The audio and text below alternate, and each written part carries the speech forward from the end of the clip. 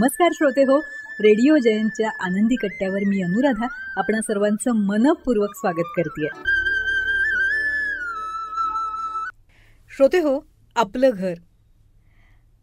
घर हे तुम्हा आम्हा सगळ्यांनाच फार प्रिय असतं, आपलंसं वाटत असतं नाही. मग हे आपलं घर स्वच्छ ठेवण्याचा, सुंदर ठेवण्याचा आपण आटोकाट प्रयत्न करत असतो.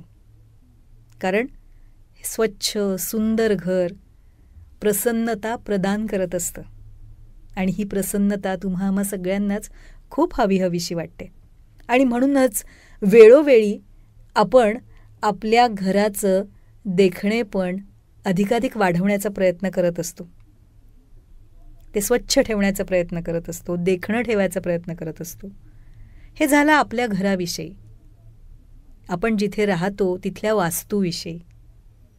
पण आपल्या शरीरामध्ये सुद्धा एक मन नावाचं आपलं घर आहे. या घराचं काय?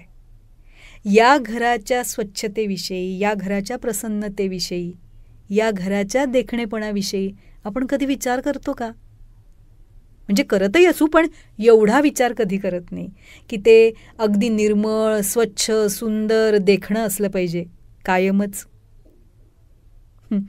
अशाच आशयाचा आहे आजचा आनंदी कट्टा. ऐकूया. एका ठिकाणी बसून करमत नाही, मग आपण उगाच इकडे तिकडे फिरायला जातो की नाही? कोणाच्या घरी जातो किंवा कुठेतरी पर्यटनाला जातो.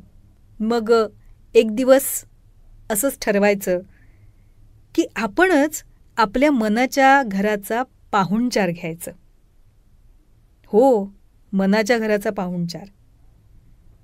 मग काय करायचं माहिती आहे? आपल्या मनाच्या घराच्या दारापर्यंत जायचं, या दारातून आत जायचं.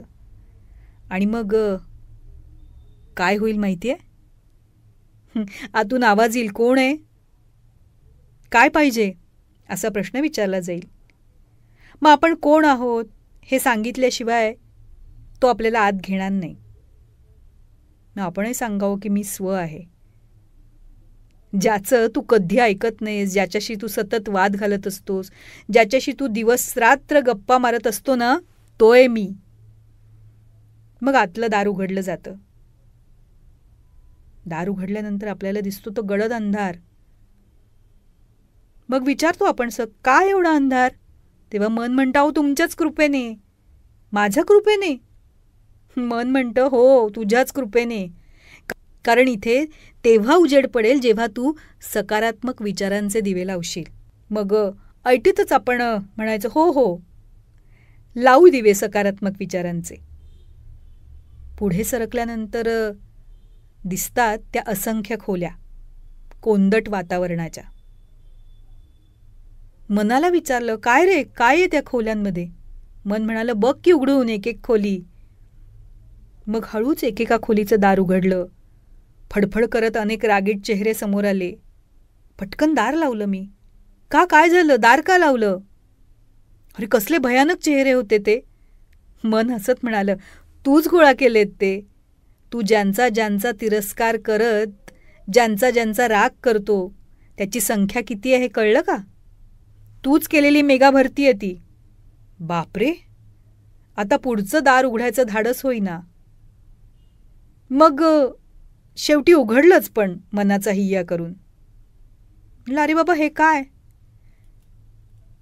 अरे तू तुझ्याच आयुष्यात सतत दुःखद आठवणी गोळा करत गेलायस, त्याला मी तरी काय करणार? आता त्या साठवून ठेवायला खोल्यासुद्धा अपुऱ्या पडल्या आहेत. तिथं अशा खरंच खूप खोल्या होत्या मनाच्या घरामध्ये, ज्यांना उघडायचं धाडसच होत नव्हतं.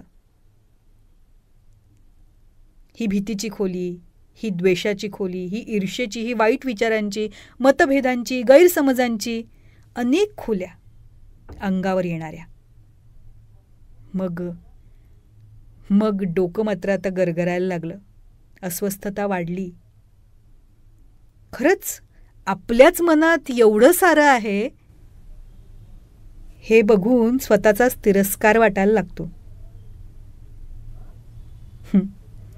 मग थोडं पुढे गेल्यानंतर मन दाखवतं स्वर्गसुख मिळावं असं दृश्य. प्रेम, माया, आनंद, उत्साह, कल्पनांचा खजिना, सुखसमाधान आणि शांतीनं भरलेली ती खोली.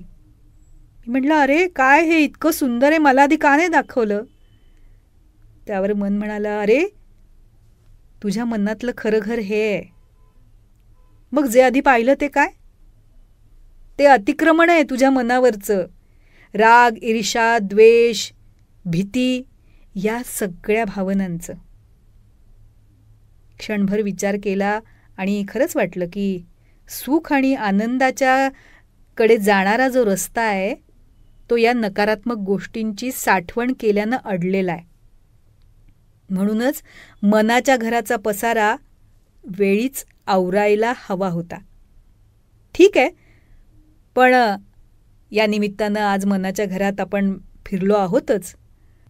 तर आजपासून नव्हे, अगदी आत्तापासून, या क्षणापासून आपण आपल्या मनावर ज्या नकारात्मक विचारांचं, भावनांचं अतिक्रमण झालंय ना, ते काढून टाकायला सुरुवात करूया. मनाच्या घरचा हा पाहुणचार खरंच खूप शिकवणारा आहे. आपल्या मनाचं घर आपण स्वच्छ करायचं, दुसऱ्याच्या हातात द्यायचं नाही. स्वतःच्या घराची साफसफाई स्वतःच करायची. मग तुम्ही सुद्धा करणार ना तुमच्या मनाच्या घराची साफसफाई? तेव्हा श्रोते हो, हा होता आनंदी कट्ट्यावरचा आजचा सुंदर विचार. तुम्हाला तो कसा वाटला याविषयीची तुमची कमेंट बॉक्समध्ये नक्की लिहा. आणि त्याचबरोबर रेडिओ जयंतचे दर्जेदार कार्यक्रम ऐकण्यासाठी रेडिओ जयंत लाईक करा, शेअर करा आणि सबस्क्राईब करा. रेडिओ जयंतचं सबस्क्रिप्शन फ्री आहे. आणि त्याचबरोबर नोटिफिकेशनसाठी बेल आयकॉनवर क्लिक करायला सुद्धा विसरू नका.